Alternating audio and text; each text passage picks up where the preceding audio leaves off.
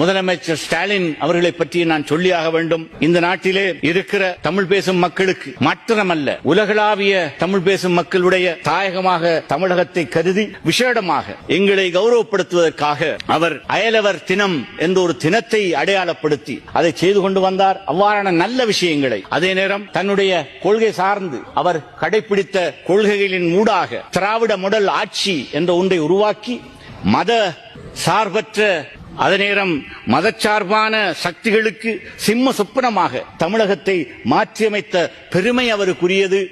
அவருடைய காலத்தில் நாங்கள் எல்லோரும் எதிர்பார்த்த மாதிரி தமிழகம் முழு இலங்கையிலுமே முழு இந்தியாவிலும் ஆக கூடுதலான வெளிநாட்டு முதலீடுகளை கொண்டு வருகின்ற ஒரு மாநிலமாக அதை மாற்றியமைக்கின்ற ஒரு பொருளாதார விருத்தியை அவர் செய்து காட்டினார் என்பதற்காக அவரை நாங்கள் வாழ்த்த வேண்டும். அது மாத்திரமல்ல, அவரின் வழியிலே அவர் போன்ற அனுபவமிக்க அரசியல்வாதிகளின் ஆலோசனைகளோடு என்றால் தேர்தல் முடிந்த பிற்பாடு புதிய ஆட்சியை பிடித்திருக்கிற இந்த முதலமைச்சர் தான் இவ்வாறான விஷயங்களிலே முன்னைய ஆட்சியாளர்களுடைய விமர்சனங்கள் எப்படி இருந்த போதிலும் அவருடைய சாதனைகளை தொடர்ந்தும் முன்னெடுத்து செல்ல வேண்டும், அதற்காக உழைக்க வேண்டும்.